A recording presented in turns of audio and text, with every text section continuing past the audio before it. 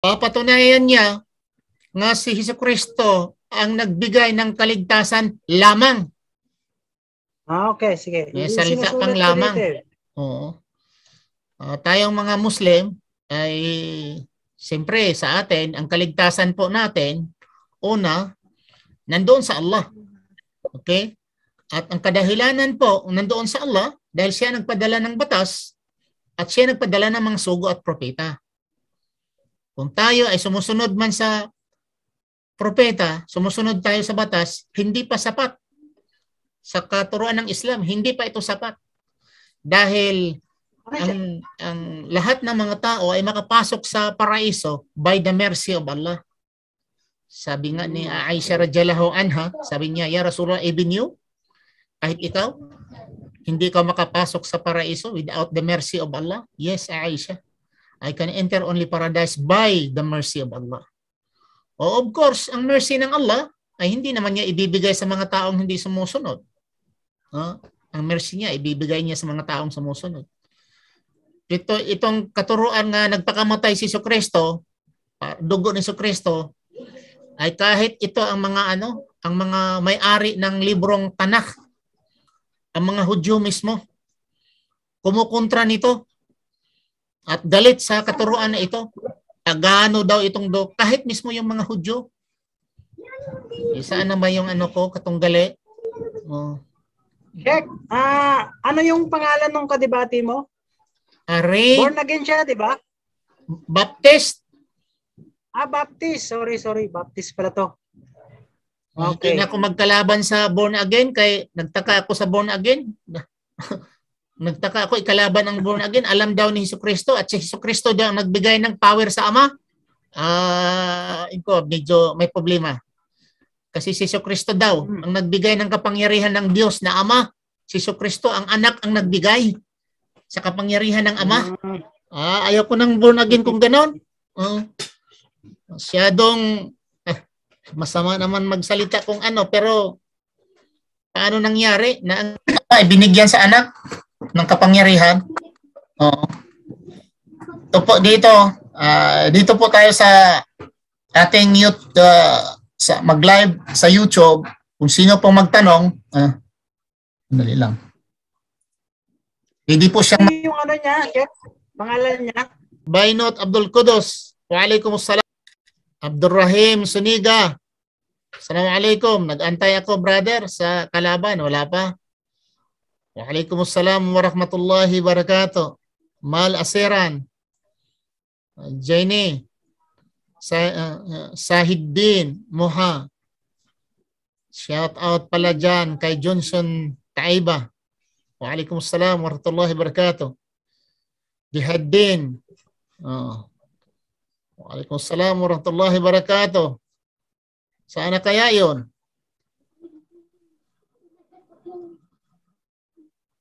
Hindi pa sumipot eh. Nandiyan na. Bakit ako lang ang Check, naka-post na ba to? Naka-post na sa nyo? Oo. Pag sinabing live, ibig sabihin naka-post. Saan anong Facebook? Yung yung link, kailangan ko nung link. Okay, ibigay ko sa'yo ha. Yung link mismo, yung naka-post doon sa Facebook. Copy, yung pinaka-link nga mismo, tapos i-post ko sa page ko. Sige. Yun ang kailangan ko. Nakapasok na. Ito si Jerry. Jerry, nasaan ka na? Assalamualaikum.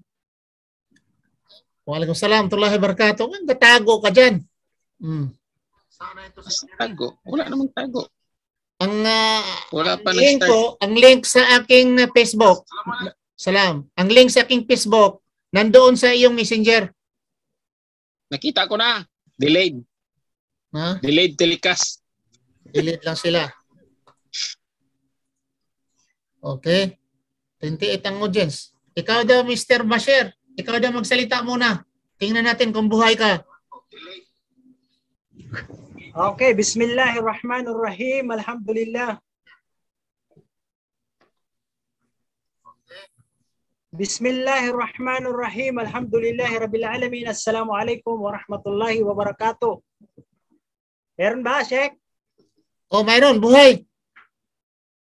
Okay, bismillah, alhamdulillah. At magandang gabi po sa lahat po ng mga kababayan po natin, no, mga kapatid sa pananampalatayang Islam. At meron po tayong magandang debating magaganap ngayon sa pagitan ng Baptist at ng Islam sa pamamagitan po ng ating pong Sheikh na si Sheikh Ibrahim Romas, no, at isang defender ng Baptist, no, at sa ngayon ay wala pa sila, no, wala pa dito sa studio, no, sa Zoom, at inaantay pa po. Ang usapan po nila ni Sheikh Ibrahim ay alas 8, pero hanggang ngayon wala pa rin sila. So Sheikh, mas mainam na magdawa kayo o ano, magpahayag po kayo para at least inshallah. Itong ipahayag ko ngayon, ang ipapahayag ko ngayon, ito ang aking topic. Mas maganda ipahayag ko para wala na siyang rason yung katunggali ko. Yes. Tingnan mo, baka nandyan na si Juan, nandyan na si Mr. Russia. Wala talaga. Wala. Ibig sabihin, baka atras na sila. Hindi sila sumusunod sa napag-usapan, napagkasunduan. Baka mayroong mga rason sila. Hindi lang natin alam. Baka kung ano ang rason nila. Na-flatan. Na-flat. Ang internet nila na-flat. Hindi natin alam. Okay. So, dito, ang katuruan ng Christianity, ay si Kristo ay nagpakamatay para matubos ang lahat ng kasalanan. Yan ang katuruan. Yan ang sana ang sasalungatin ko. Naririnig ba ako, Ustad Basher? Narinig mo ako? Opo, maliwanag. Opo, maliwanag po dito, Sheikh. Yeah. Alhamdulillah. Alhamdulillah. Ito po ay istorya nila nagmula kay Adan at ni Eva, na dahil sa kasalanan ni Adan at ni Eva, okay, katuruan ng Christianity, ang aking katunggali ay ito ang ipatayo niya, na si Kristo ay nagpakamatay para maitubos ang lahat ng kasalanan. Kung wala si Kristo, walang kaligtasan. Dahil sa dugo ni Kristo, yan ang nagbigay ng dugtong sa tulay or kautusan or sa Diyos, yung nagdugtong yung pagkakasala. So si Kristo lamang ang isang tulay na nagdugtong nito para magkaroon tayo ng connection to God. So ang tanong ngayon, kung totoo yan, ano pala ang silbi sa mga sugo at propita? Ano ang silbi sa mga sugo ang propita kung ang kautusan or ang kaligtasan nagmula lamang kay Kristo? Malaking pampa dito, mabasa natin sa Genesis 3, Genesis chapter 3, the story. Tawa-tawa pa dyan ang story na actually sa Christian doctrine, ang Diyos, Panginoon ay bumaba sa lupa para maglikha siya ng tao. Okay? Yung naglikha na siya ng tao, ang nangyari, pagdating niya doon sa itaas, saka istorya ito ng Christianity, dugtong-dugtong nila, mabasa ito sa The Great Controversy also, written by Seventh-day Adventist. Yung bumaba ang Diyos dito sa lupa para maglikha ng tao, iniwanan niya doon si Lucifer, yung right hand niya. Anghel yun, mga anghel. Sa ating paniniwala, ang anghel ay hindi magkakasala. Sa kanila hindi. Ang unang giyera nangyari sa langit. Hindi sa Iraq, hindi sa Syria ang unang giyera. Sa Israel, hindi. Nandun sa langit ang unang giyera. Bakit? Iniwanan ng Diyos ang kanyang right hand na si Lucifer at bumaba siya dito sa lupa para maglikha ng tao. Tapos lumaki ang ulo at puso ni Lucifer. Sabi niya, I will make a throne above the throne of God. Who will with me will be my companions. Who will not will be my enemy. So, 1/3 yata, or nalimutan ko na, 1/3 or 1/4 of the angels convinced by Lucifer, and ang gira nangyari. sa langit. Hindi ko lang alam ang ginagamit nila doon, espada, pana, o mga ganun ba? Kasi mga anghel eh. Mga anghel ang nagyera eh. Nandun sa langit. Pagdating naman, ang nangyari, pagdating sa Diyos sa langit, ay, nagyera. So, pagdating, sabi ng Panginoon, oh, Lucifer, anong nangyari? Siyempre, sa madaling sabi, na-topple down si Lucifer dahil Diyos eh. Kahit man nakipag-away siya doon, dumating ang Diyos. Sa madaling sabi, na nagapos nga siya sa kanta nga ng Seventh-day Adventist, hindi ko malimutan. Ang kanta sa Seventh-day Adventist, na unsa kang gihulog ka, mayroong kantang ganun eh. Ikaw abiton sa kabuntagon, gigapos ka, gihulog ka. Gihulog naman si Lucifer. Nagkataon nahulog siya sa Garden of Eden. So yung nahulog siya sa Garden of Eden, nag-take revenge siya. Tinukso naman niya si Adan at si Eva. Sa madaling istorya, natukso nga si Eva at si Adan. Kumain silang dalawa. At na naman ang Diyos ay bumaba sa lupa. Genesis chapter 3. The whole chapter, basahin ninyo. Bumaba naman ang Diyos sa lupa. Naglakad ang Diyos. Tug, tug, tug. Narinig nila eh. Narinig nila. Tug, tug. Narinig nila ang sound. You read Genesis chapter 3. Tapos sabi ng Diyos, Adan, Iba, nasaan kayo? Sabi naman ni Adan, dito kami nagtago. Basahin ninyo, Genesis chapter 3. Mali yung sinasabi ko, hindi. Bakit kayo nagtago? Kasi kumain kami.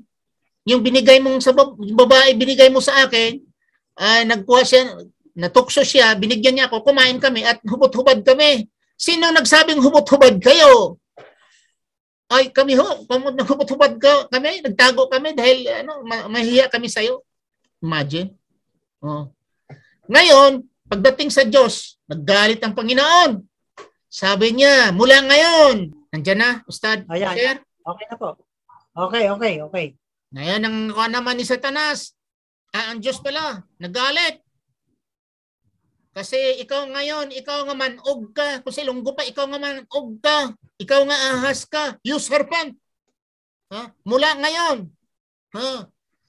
Mag-ano ka, by your belly, sa iyong tiyan. Ikaw maglakad. Hindi maglakad, maggagapang. By your belly, you will crawl. Pala, by your belly, bang ahas pala doon, may paa. Kung by your belly, kung sa iyong tiyan, ikaw ay maggapang. Ang ibig bang sabihin pala noon, ang ahas pala ay may paa. May paa. By your belly, sa iyong tiyan, ay ikaw ay gumagapang. At mula ngayon, sabi ng Panginoon, magkain ka ng alibakabok, pagkain mo ang alikabok until na ikaw mamatay. Ay, mayroon po bang ahas ngayon? Ustad Bashir, nakakita na ba kayo ng ahas na kumakain ng alikabok? Meron, sa Biblia lang yun. Oo, kung ganun nyo, walang gasto. Yung mga zoo, laking gasto sila. Bumibili sila ng manok, bumibili sila kung anong buhay na ipakain doon. Hindi nila alam ang Biblia. Ang Bible nagsabi na sa alikabok, mabubuhay ang ahas doon kumakain. Ay, sige daw. Magdala ka daw ng manok at ang sa kaliwa mo ay manok at ang kaliwa mo ay alikabok. Tingnan natin kung ano ang unang kainin ng ahas. Baka pati kamay mo kakainin sa ahas. Hindi alikabok, kundi manok ang unahin. Ganon. Sabi naman ng Panginoon sa kay Iba, ikaw Iba, dahil ikaw ay natukso at hindi mo sinunod ang aking katuruan, kumain ka, nabigay ni serpente, mula ngayon, manganak ikaw, that will suffer a severe pain of child labor. Yung tinatawag na child labor, childbearing, manganak ka. Sakit na kang manganak. Sakit na sakit. Bakit sakit manganak? Ay dahil kasalanan. Kumain. Original sin yun. Yung tanag original sin. At ikaw naman lalaki, ikaw Adam, dahil nakinig ka sa imong asawa, ikaw naman ngayon Adam, ay sa iyong pawis, ikaw you will toil para makakain ikaw by your pawis. At dahil sa inyong kasalanan, curse into the ground. Sinusumpa ko ang lupa. At dumarating daw ang kamatayan dahil sa inyong pagkakasala, namatay. Ikaw, Ustad Basher, kung mayroong nagtatanong dyan, i-repan mo lang sa akin dito, ipasa mo. Tingnan mo dyan sa ating... Opo, inshallah po. Kung mayroon silang mga katanungan, pwedeng kunin mo at sabihin mo na lang, hindi na ako magbasa para hindi magalaw. Inshallah po. Okay. Ganito. Curse into the ground. Nagkaroon mga tinik, nagkaroon ng kamatayan, ang mga tanim, nagkaroon ng kamatayan ng tao dahil sa kasalanan ni Adan at ni Eva. Kung ganon, magpasalamat pala tayo sa kasalanan ni Adan at ni Eva. Bakit? Kung walang kasalanan, hindi tayo mamatay. Ang dami na natin ngayon.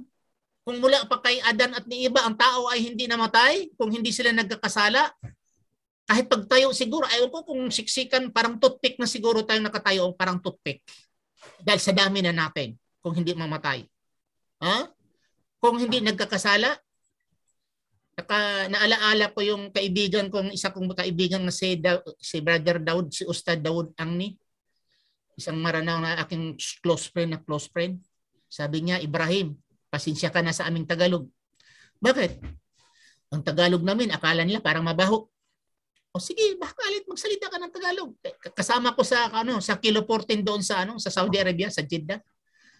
Ibrahim, yung katuruan nga mamatay ang mga bagay dahil sa kasalanan, magpasalamat tayo mamatay.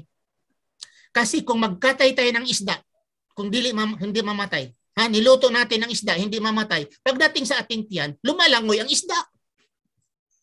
Kasi hindi namamatay. Kung hindi namamatay, magkatay tayo ng manok, hiwa-hiwain natin ang manok, tapos pakuluan natin, tinula, kakainin natin ang manok, buhay dahil walang kamatayan. Paano na yun? Lumilipad sa ating tiyan yung manok? Kasi buhay sila. Dahil dumating ang kamatayan sa mundo, dahil sa kasalanan ni Eva at ni Adan. Entonces, magpasalamat tayo nga nagkasala sila. Otherwise, masagasaan ka ng pison. Brother Basher, masagasaan ka ng pison, buhay ka pa. Hindi ba yung mahirap? Babarilin ka sa biak-biak na yung ulo mo, binabaril kang M16, inuubos ng M16 sa ulo mo, basag-basag, buhay ka pa. Mahirap yun. So magpasalamat pala tayo ni Adan at ni Eva na nagkasala sila kung ganon. Pero sa Islam, hindi po ganon. Kasi sabi po ng Allah, kullu nafsin dha'iqatul maut. Lahat ng may buhay ay mamamatay. Bago nilikha ang tao, nilikha ng Panginoon ang buhay at nilikha na niya ang kamatayan bago nilikha ang tao. Lahat ng mga bagay na nilikha niyang may buhay ay nilikha na rin niya ang kamatayan. Nilikha niya in the beginning ang paraiso, nalikha na rin niya ang impyerno. Lahat. Tayo, nalikha na rin tayo. Sabi nila, paano nilikha tayo? Bago kong pinahanap ko na ito, palagi ko lang naririnig, pero hinahanap ko sa hadith. Sa hadith talaga, ay bago pala tayo dito sa mundo, sa physical body natin, buhay na tayo sa espiritu. Sahih Bukhari at Sahih Muslim yan. Na the spirit or the roh or soul, they are collected by Allah like troops. The soul are collected by Allah. At nasabi din, the affinity, what is in heaven's affinity, kung close sila dito, doon, close din sila sa mundo. Kung kalaban sila doon in heaven, in affinity of their soul, the same din dito sa mundo. This is in Sahih Bukhari. So yung katuruan nga si Kristo, ang kanyang kaluluwa ay mula sa itaas. Hindi lang siya, pati tayo pala sa Islam nga katuruan.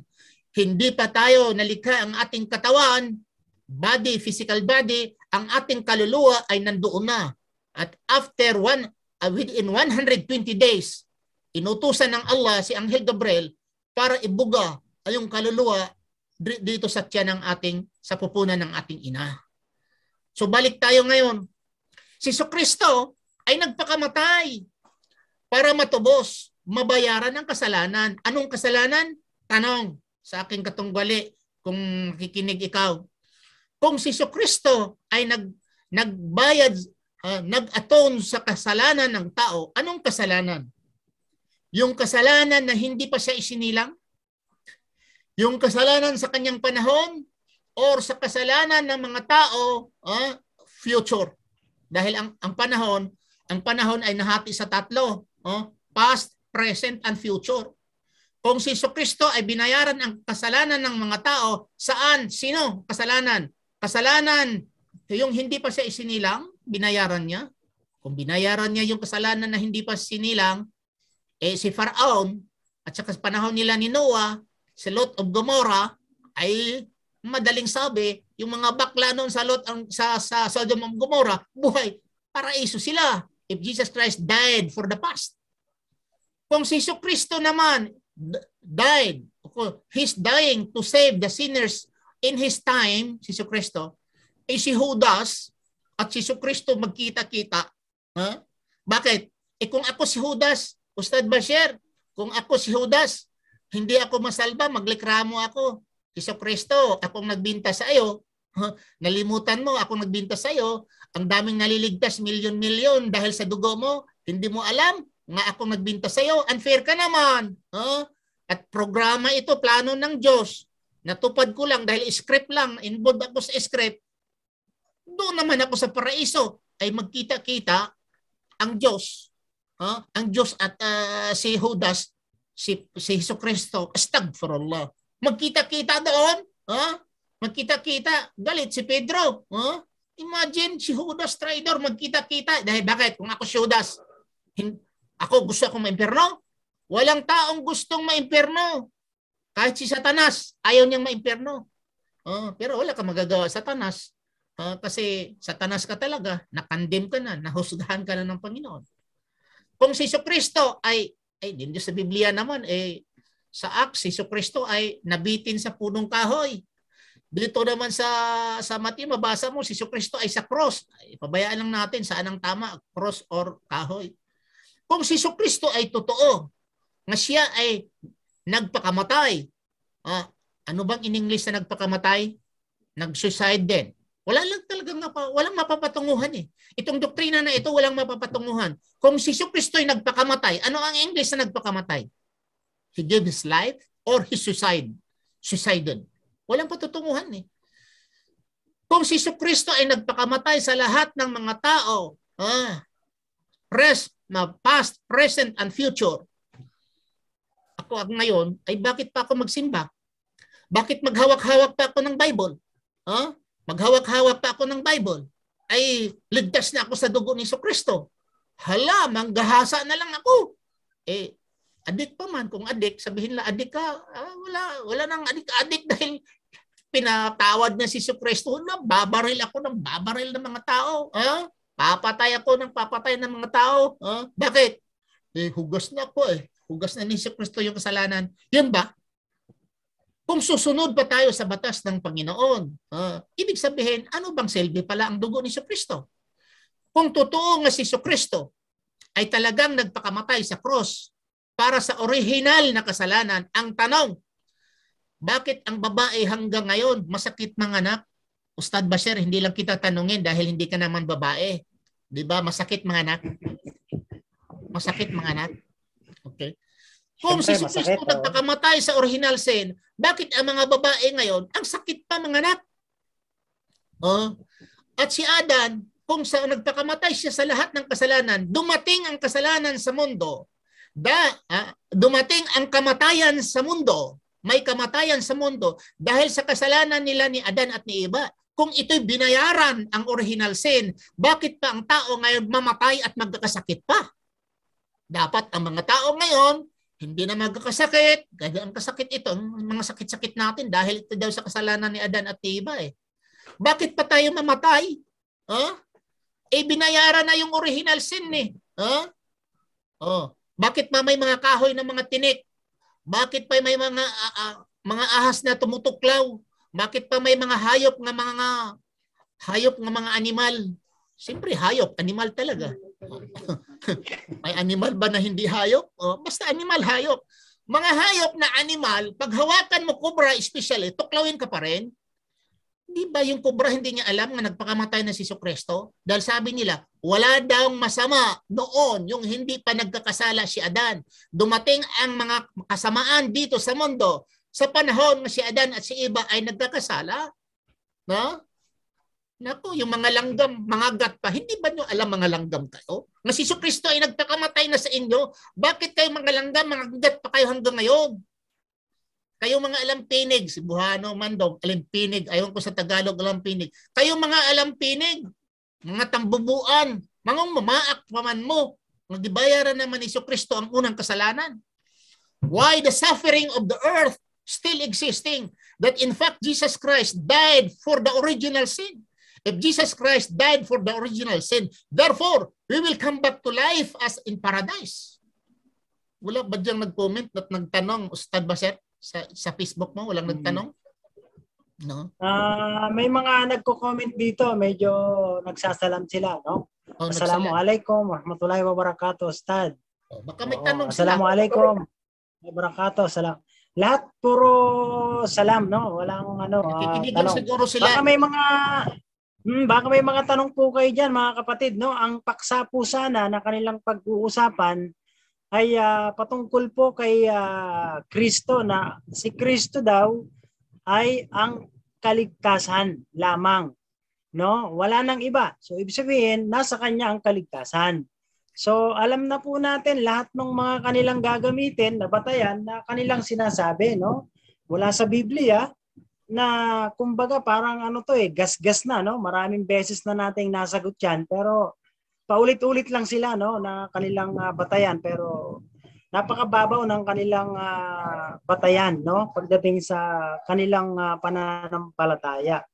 Dahil katulad ngayon yung paksa na yan na tangi lamang kay Kristo ang kaligtasan, no?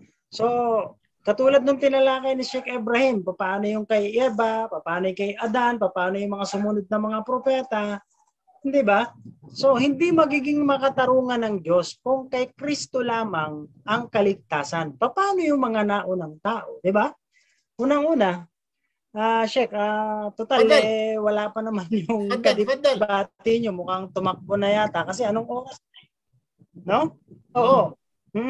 Kasi, dito natin makikita, mapagtatanto, kung gaano kamakatarungan ang Diyos, ang Allah subhanahu wa ta'ala, na nagkasala yung tao, si Adan at Eva na ating mga magulang, abay hindi nga po pwedeng maging kasalanan din natin, maging kasalanan ng bata, ng isang musmos na nasa tiyan pa, hanggang sa inilabas na siya, na kung saan paglabas niya o hindi pa siya nilalabas ng kanyang magulang, mayroon na siyang mga kasalanan. So ibig sabihin, hindi makatarungan ng Diyos kung pagbabatayan natin ang kanilang paniniwala, ang kanilang doktrina na kanilang pinipilit na mali, no, na kay Kristo lang ang kaligtasan. Paano yung mga naunang mga tao? Kasi hindi lang si Jesus Christ. Pagdating ni Jesus Christ, matagal na ng panahon, mayroon pang mga naunang mga tao. So paano yung kaligtasan nila? Kawawa naman sila. Si Noah, si Abraham, si Moises, si David, si Solomon, at mga iba-iba pang mga propeta, no? Pero ang maliwanag na sinasabing kaligtasan ni Jesus Christ, hindi yung pagkapako sa krus, maliwanag sa Bible, no? Kung pagtitimbang-timbangin lang ng mga kababayan po natin, di sila maniniwala sa mga tagapangaral ng Biblia na kung saan tangulang sila ng tango, no? Ang kaligtasan na sinasabi ni Jesus Christ sa Biblia, napakaraming talata. Unang pangangaral nga ni Jesus Christ, hindi naman yung sinabi niya, nandito ako para mamatay sa krus, para pagbayaran ang mga kasalanan ng mga tao. Hindi, no? Minsan nga may lumapit kay Jesus Christ sa Mateo, nakalagay yun Lumapit yung mga bata sa kanya No? Yung mga bata lumapit sa kanya. Sinaway ngayon ng mga disipulo niya. Pero sabi ni Jesus Christ, wag. Hayaan niyo silang magsilapit sa akin sapagkat ang mga bata ay nasa kaharian ng langit. Ibig sabihin, kung yung mga bata sa kaharian pala ng langit ng Diyos, abay hindi, wala silang manang kasalanan. Wala silang kinalaman dun sa kasalanan ng kanilang lolo natin at saka lola natin na si Adan at Eva. Kasi maliwanag sa Quran eh. Kaya nga yung dua, lagi natin ginagamit yun eh. 'Di ba? Rabbana adalamna anfusana wa in lam taghfir lana wa tarhamna lanakunanna minal khasirin. Ibig sabihin nun, o aming Panginoon, kami ay nagkasala. Kung hindi mo kami patatawarin, katotohanan kami ay makakabilang sa mga magiging talunan. So, yun ang maliwanag dun. Humingi sila ng tawad. Inamin nila, nagkasala sila eh.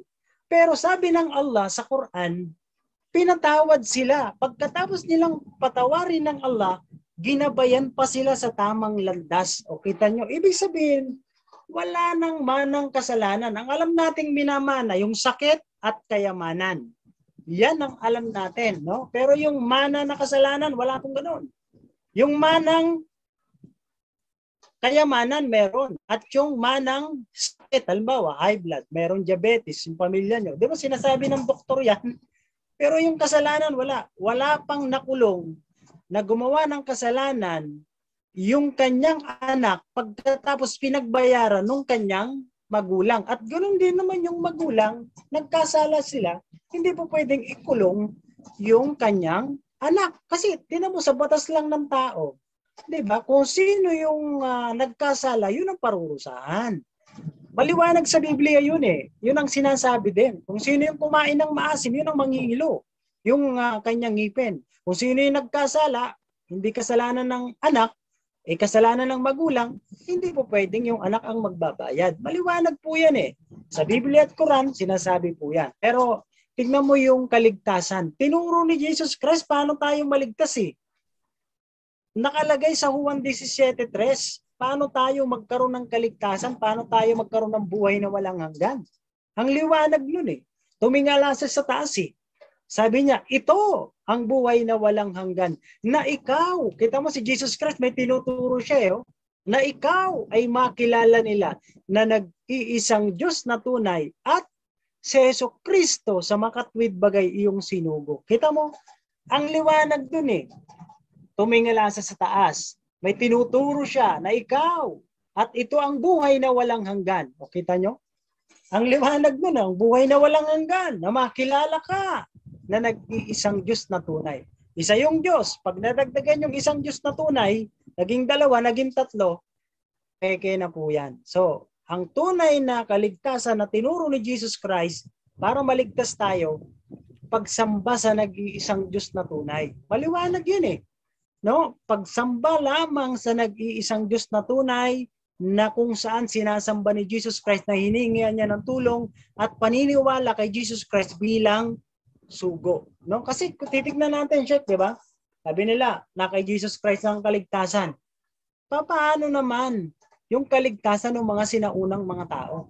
Hindi magiging makatarungan ng Diyos. Unang-una, yung sinabi nyo kanina, Sheikh, di ba, na hindi makatarungan kung si Jesus Christ nagpakamatay sa cross. Yung salitang pagpapakamatay ay suicide po yun. Masama po yan. Yung salitang pagpapakamatay, yung pagpatay, mali na kaagad eh.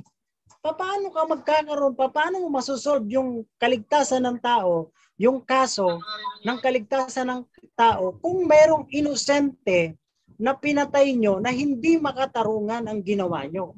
Tapos, diba? Ibig sabihin, ang Diyos nyo, pinatay nyo. Diba? Ibig sabihin, kayo yung pinakamasamang tao. Biruin nyo, Diyos nyo pa, pinatay nyo. Ano, mas makapangyarihan kayo? Kaysa Diyos nyo, pinapatay nyo yung Diyos nyo. Pinapatay nyo, pero maling-mali eh. Ang Diyos sa Biblia, sabi, hindi nyo makikita, hindi nyo malalapitan, kasi liwanag siya. Makapangyarihan siya. Sabi nga eh, di ba? Sabi nga ni Jesus Christ sa Juan eh, kailanman walang nakakita sa Diyos eh, kahit yung tinig niya eh. O kita nyo, anong ipapako nyo? Anong papatayin nyo? Di ba? Ibig sabihin, ito yung problema ng Biblia. Problema ng mga mangangaral sa Biblia. No? At nagtatag ng mga iba-ibang pananampalataya. Yung kaligtasan, tinuro ng tama ni Jesus Christ. Maging sa Quran eh, ang liwanag eh. Kaya sinabi nga niya, Innallaha rabbi wa rabbukum fa'budu hada siratum mustaqim. Katotohanan ng aking Panginoon at inyong Panginoon, ang Allah, ito ang matuwid na landas. Kita nyo? Maliwanag po yan eh. Kaya nga sa Quran, walang pagtatalo eh. Isa yung Diyos.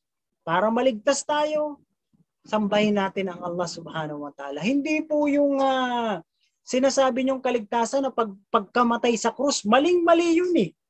Inosenteng tao, papatayin nyo, walang kasalanan. Hindi ba ang Diyos hindi makatarungan pagka ganun? Anak pa niya. Papayag ba kayo? Halimbawa, may anak kayo, mahal na mahal yung anak nyo eh. Ang mga tao makasalanan para mapatawad nyo yung mga tao, papatayin yung anak mo? Aba, hindi. Hindi ako papayag ng ganun. Di baling kayo na ang mamatay. Wag lang yung kaisa-isa kong anak. Mahal ko yan eh. Anak ko yan. Di ba? So, doon pa lang, hindi logical, hindi rational. Hindi kayang isipin ng matinong tao. Yung matinong pag-iisip. Anak mo, kaisa-isang anak, ibibigay mo sa makasalanan tao para patayin ng tao. Pero, si Jesus Christ, ayaw niya rin mamatay sa krus. Nagtago pa nga siya eh, nung hinuhuli siya eh. Kasi kung yung kanyang pagpunta dito sa mundo, ang purpose niya, sundin niya yung Diyos, nag-usap sila ng Diyos, sige, punta ka sa lupa, mamamatay ka sa krus para pagtubusin mo yung mga kasalanan ng tao. Hindi sana masaya siya, hindi siya nagtatago, hindi siya nagrereklamo sa Diyos. Diba? Para kay Kristo, yun ay kapabayaan ng Diyos sa kanya na pinabayaan siyang mamatay sa krus. Propeta yan, pwede bang magsalita ng pagrereklamo sa Diyos? Diba? So, ibig sabihin, maling-mali kung sasabihin nyo ang kaligtasan na kay Jesus Christ lang. Kaya maraming nagkakamali po dyan mga kababayan. Naku, dami pong mga pagkakamali. Maraming kontradiksyon ang sinasabi po ng Biblia patungkol po dyan. At lalo na sa mga kababayan po natin, no, na nangangaral. So, kailangan po naintindihan ng tao, logical, rational, madaling maunawaan, logical, no? At talagang dapat malinaw talaga. At dapat malinaw na unang-una dapat makatarungan ng Diyos eh. Kasi yun ang makatarungan. Pag humingi ka ng tawad, kasalanan mo, bahala na kayong mag-usap ng Panginoon. Kung patatawarin ka hindi, kung yung pagtawba mo, pagsisisi mo sa nagawa mong kasalanan, kung totoo. Pero kung may ibang tao pa, hindi makatarungan yan. Anak pa kamo ng Diyos. Di ba, Sheikh? Hindi makatarungan yan pagka ganyan. Yung kaligtasan lang, kung kay Kristo lang, hindi po sapat po yun. Kasi, paano nga po yung mga naunang tao? Tapos nagkaroon lang ng reliyon pagkatapos ni Jesus Christ. Anong reliyon ni Adan at Eva? Anong reliyon ni Noah, ni Abraham, ni Moises? Wala. Di ba? Kasi hindi talagang maling-mali talaga ang sinasabi nila patungkol sa kaligtasan. Maliwanag ang tinuturo ng Biblia kung paano maliligtas ang tao. Di ba? Kasi yung isa pa pagtutubos. Kanino tayo tinubos at kanino tayo isinanla ng Diyos? Kasi pag-aari tayo lahat ng Diyos, pati hayop, lahat eh. Nilikha tayo ng Diyos eh. Pag-aari tayo ng Diyos, kanino tayo tinubos? Kanino tayo tutubusin at kanino tayo isinanla ng Diyos para mamatay yung kanyang anak? Yung salitang pagdanak ng dugo sa Biblia ni Jesus Christ, walang kaligtasan daw eh. Maliban sa pagdanak ng dugo, pagbubo ng dugo ni Jesus Christ. Buruin mo yung palang, napaka brutal yun eh. Buruin mo padadanakin mo yung dugo ng taong inosente para lang pagbayaran yung mga siniswerte? Kasalanan mo? Nagpapakasarap ka sa lahat ng mga kasalanan, sabihin mo, absuelto ako kasi si Jesus Christ na namatay naman sa cross. Diba? Ayaw nga ni Jesus Christ eh. Bago pa siya hulihin, nagtatago na siya kasi ayaw niya eh. Diba? Pero tinatakasan kayo sa inyong kaligtasan at kasi hindi naman yan ang usapan nila ng Diyos. Kasi hindi talagang hindi makatarungan talaga. Yun po ang napakaraming mga katanungan talaga sa isipan ng tao. Kasi ang tao, sa mga kababayan po namin, tandaan nyo po, ang taong matino ang pag-iisip. Yung taong matino ang pag-iisip, lagi niyang inilalagay ang isip niya sa tama. Hindi sa mali. Yan po mga kababayan. Kaya nasa sa inyo po yung pagpapasya. Yeah, Sheikh, medyo inuulan tayo ng ano dito. Sheikh Ibrahim. Sige. Ng mga comment. Medyo may mga tanong na yata sila rito, Sheikh. Sige, sagutin mo.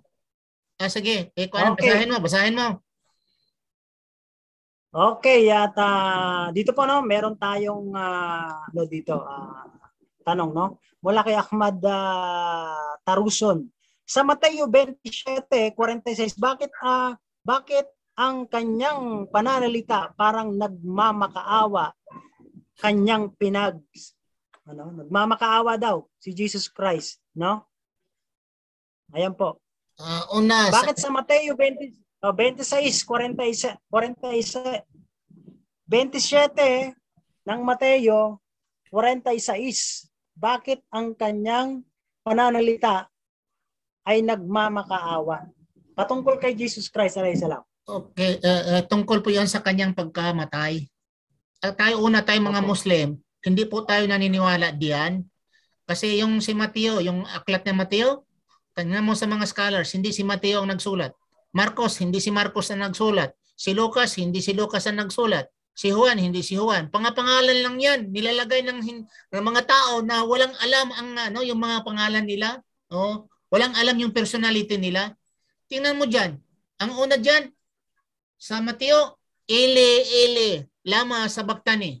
Sa Marcos, sabi diyan, Eloi, lama sabachthani. Oh? Ang sa Juan naman, Father, into thy hands I commit my spirit. Doon naman sa pinakalas, sa pinakalas, Mateo, Marcos, Lucas, Juan, sabi naman doon sa Juan, ang last doon, it is finished. It is finished. Saan ang tama? Eloi. Ang Eloi, Ilonggo na mong sino mga Ilonggo din na? Dira? Tamangkot ko sa sino Ilonggo dira? Ang Eloi among. Ano ang Eloi? Ilan tawa bala ninyo? Eloi. Nanay na silunggo mong. Ili naman. Sino tayo mga Ilocano ito yan? Mga tagsagsao mati Ilocano, kabas-basit laangad. Ito Ili na. Itinagan na Ili. Pangalan niya ng bayan. Bayan na.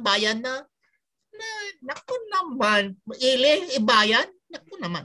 Tapos, kung si Kristo yon, sabihin niya, kasi plano natin Panginoon ko. Ama ko, plano natin ito. Hindi pa ako sinilang, plano natin ito. Nga mapako ako. Nandito na ako, Diyos. Pako na ako. Maraming salamat. Goodbye, my teacher. Goodbye. Ganun. Tuwang-tuwa. Bakit na Naku naman.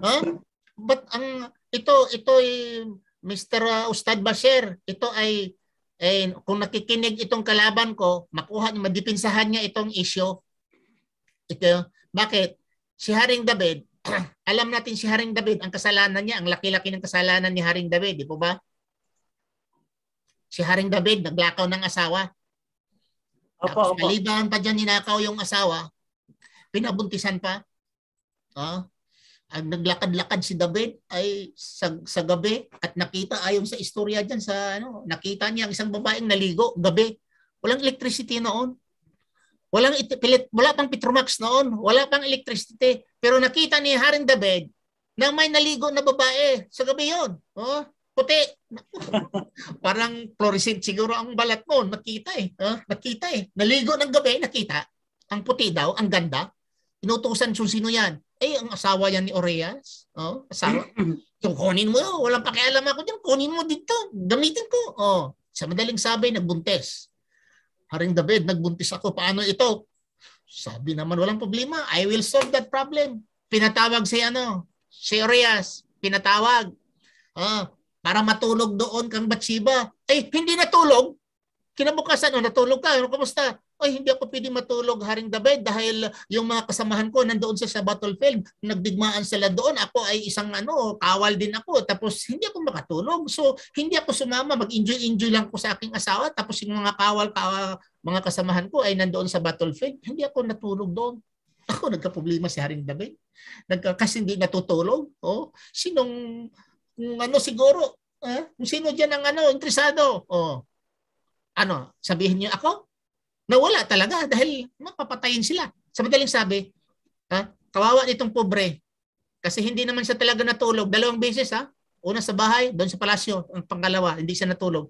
Nagsulat si Haring David at binigay kang Oraya. At sabi niya, ibigay ito doon sa commander-in-chief doon sa battlefield. Itong dala-dala mo nga sulat, ibigay ito. Pagbasa doon, naku, ilagay mo ang the bearer of this letter, put him in the very hot pursuit of war. Sa front line, ilagay. Pagbasa, imagine, ang kamatayan niya, dala-dala niya, hindi niya alam kung anong laman. Binilagay doon sa frontline, patay, Sorias. Ay, sinatan. Ang propeta, sinabihan Haring David, ganito. Alam mo ba, si Haring David, pinatawad? Tingnan natin. Pinatawad ba si Haring David?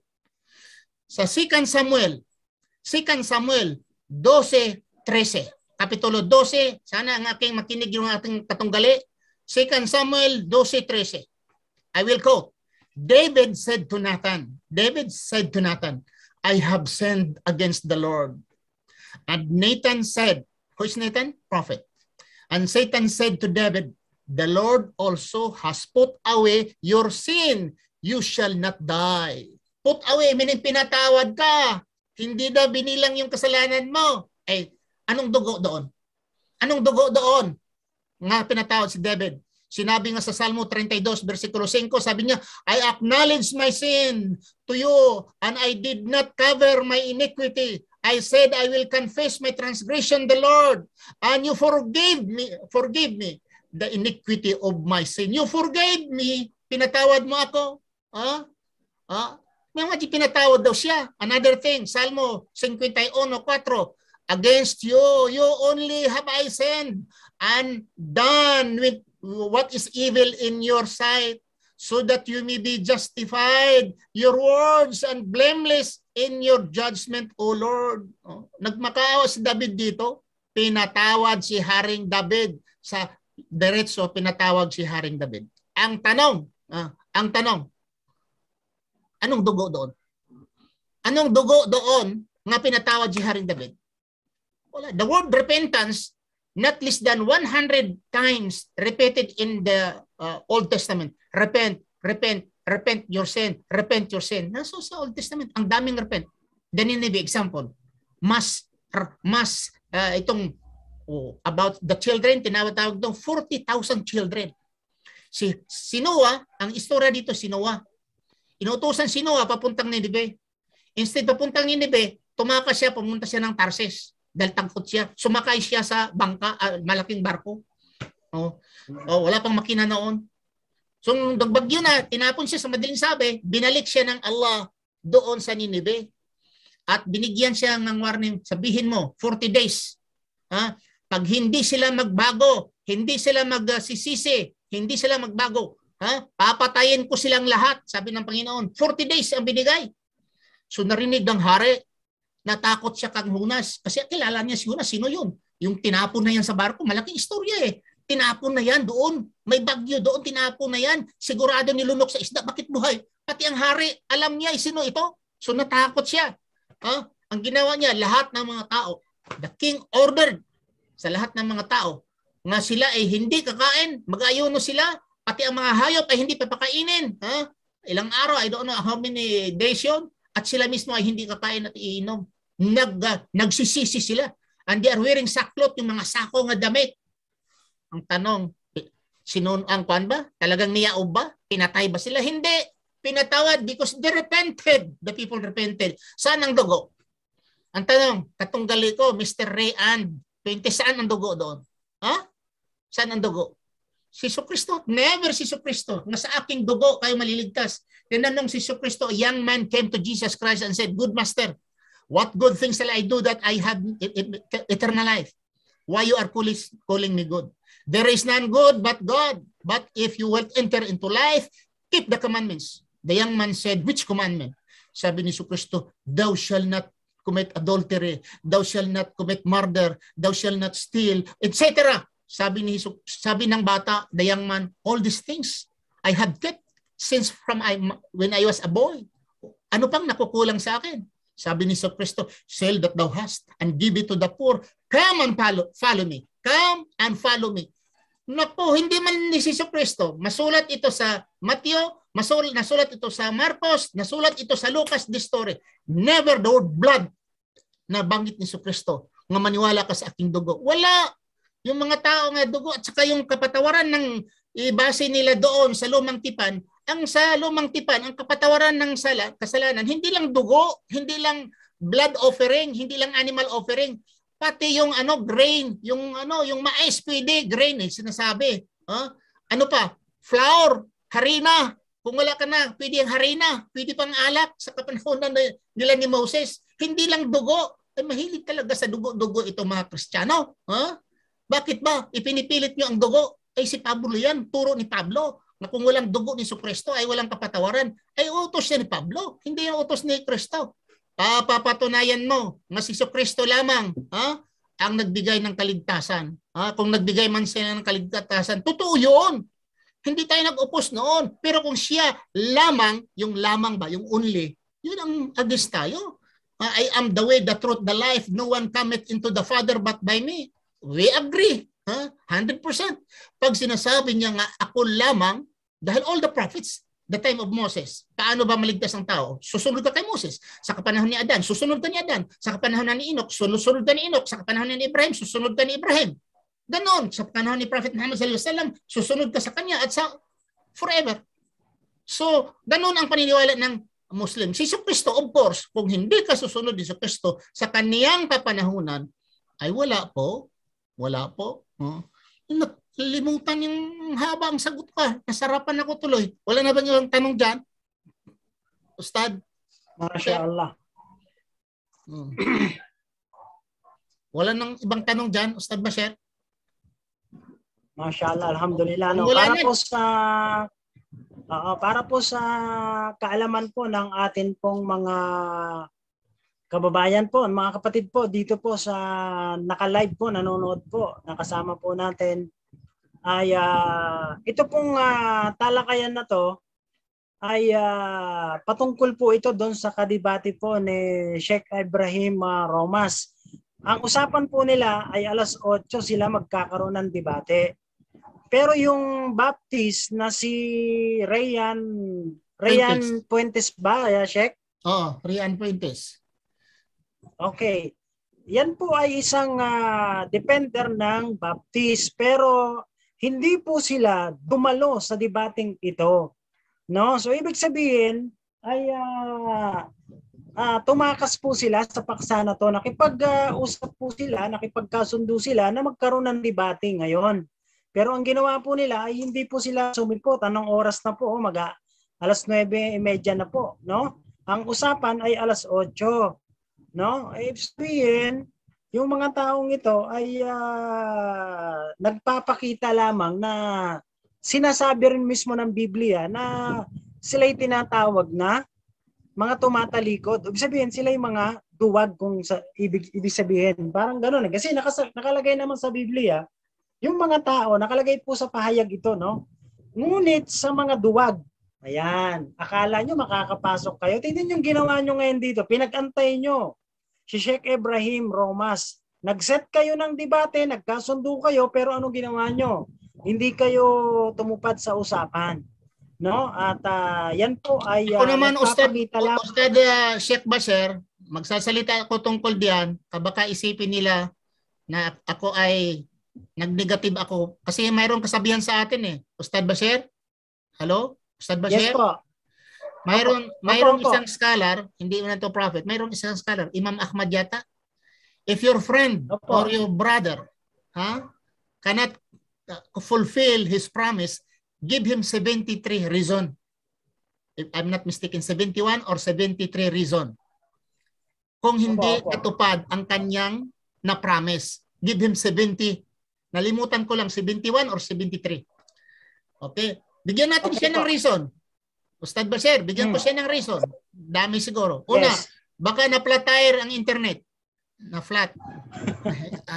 Hindi pala flat kasi internet eh. Wala ng hangin, dugo ang internet. Pangalawa, baka nagkakasakit naman na aksidente. Baka natapilo. Okay. Baka naman naubusan siya ng buses. Baka naman ay hindi natin alam na mayroong malaking problema. Baka inaway sa misis. Okay? Baka naman may emergency, anak niya ay ipalayo lang, baka nadala sa ospital. Bigyan natin siya ng rason. Para sa akin, bigyan natin siya ng 70 reasons na hindi siya nakapunta dito. Brother Rayan. Pero naman, inshallah, sa sunod, kung marinig mo ito, makita mo ito, pwede naman ikaw mag-text sa akin. Magbigay ako ng text sa akin nga, Ustad, i-rip pa natin yung schedule natin, ulitin natin. Wala namang problema sa akin. Binibigyan ko lang ikaw ng hands para makahanda ikaw sa aking mga pangsalag sa iyo. Kung si Jesucristo ay binayaran niya ang kasalanan ng lahat ng tao, sino ang kasalanan? Kaninong kasalanan? Past, present, future. Si David ba ay mayroong dugo ino-offer dahil napatawad si Haring David sa kanyang kasalanan? Bakit may kamatayan pa? Ano pa? Marami. So siguro Sheikh Bashir, dito lang muna tayo. At saka paumanhin po sa mga lahat ng nanonood, nakikinig. Sorry po sa inyo, sa mga ka-brothers and sister namin dito. Inshallah. So ikaw na po ang magbigay ng conclusion, brother. Subhanakallah, Allahumma bihamdika, asyhadu an la ilaha illa anta, astaghfiruka wa atubu ilaik. Assalamualaikum warahmatullah. Sa iyo, Ustad Bashir. Opo, mashallah, alhamdulillah po. At yan po, no? Medyo, talaga, nagkaroon talaga ng problema sila, no? Pero yun nga, katulad ng sinabi po ni Sheikh Ibrahim, tama po yun, no? Bigyan natin sila ng pagkakataon na baka may dahilan po sila. Pero, sana naman lang, meron kayong abiso. Kasi ito yung napag-usapan yung oras, halimbawa, 1 oras o 30 minutes bago magkaroon ng para hindi nagkakaroon ng problema. Kasi sabihin, ang pakikipag-usap ng ganitong pagkakasundo na pag-uusap, lalo na to, kaligtasan, pananampalataya ang pinag-uusapan dito. No? Hindi po biro ito eh. 'Di ba? Sa ibang bagay, pwede nating sabihin yon na kailangan po natin na bigyan sila ng mga ganong pamamaraan. Pero dahil dito, kita mo, walang text, pati yung Russia, no? Wala silang wala silang abiso na ganyan.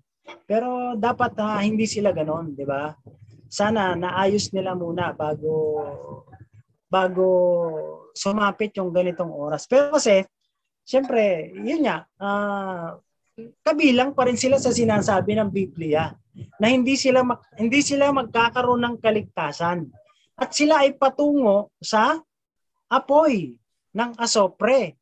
Sheikh, pahintulutan niyo po ako, basahin ko lang ang nakasulat sa Biblia. Sige. Yung mga taong ganito, nakasulat po yan sa pahayag. Ngunit sa mga duwag at sa mga hindi mananampalataya at sa mga kasuklam-suklam at sa mga mamamatay tao at sa mga makiapid at sa mga magapang-away at sa mga mapagsamba sa mga Diyos-Diyosan at sa lahat ng mga sinungaling, ang kanilang bahagi ay dagat-dagatang nagdiningas na apoy ng asopre na siyang ikalawang kamatayan. Nakita nyo? Nandoon lahat sinungaling, duwag, tumalikod sila sa kanilang napag-usapan. So, walang abiso, walang kahit anuman lang na pasabi. Di ba? So, anong gagawin? Biblia mismo ang nagsasabi na ganito yung mga tao. Diba? Ibig sabihin, kung ikaw, defender ka, mangangaral ka ng pananampalataya mo, dapat may paninindigan ka. Hindi ka tumatalikod at dapat tumutupad ka sa usapan. Hindi ka dapat nagsisinungaling. Kasi nakalagay sa Biblia, may nag-comment nga na brother dito mula kay Nopes Archie. Sinungaling yan. Kaya ang ama nila ay diablo. Astagfirullah. Oo. So, yan. Ganyan po talaga ang mga tao. Kaya hindi sila hindi talaga sila tumutupad pagka alam nilang magigisa sila sa sarili nilang mantika, kumbaga, no? Kaya yan talaga. Sabi nga ni Jonas Kudalis, salam Sheikh Bashir and Sheikh Ibrahim Romas. Mabuhay kayong lahat dyan. Mahal namin kayo, mga kapatid namin, mga debaters sa Islam. Masya Allah, tabarakallah. Oo. So, Sheikh, paano gagawin natin? Medyo gumagabi na, hindi na Sige lang, mag-goodbye ka na lang. Goodbye, Perwell, ikaw. Okay, at sa lahat po, pasensya na po kayo at alhamdulillah, naging bahagi tayo dito sa da'wa ng ating pong Sheikh na si Sheikh Ibrahim Romas. Jazakumullahu khairan sa lahat po ng mga kapatid, no? Opo. Jazakallah khair po sa lahat ng mga kapatid na nag-live, na nanonood po ng live po dito. At bukas po, announcement po. Inshallah, mayroon po tayong debate na gaganapin. Isang pastor ng Born Again at si Sheikh Ustad Muhammad Amin Rodriguez. Bukas po yan. Alas 7 po, gaganapin yan, inshallah. Inshallah po. At panoorin nyo po yan. Abangan nyo po yan bukas, mga kapatid. Inshallah po. Maganda po ang kanilang pag-uusapan. Biblia, Quran, alin ang tunay na salita ng Diyos. So yan po.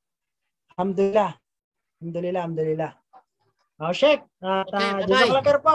Sheikh Ibrahim Romas. Okay, bye-bye. Salam. Okay, alhamdulillah.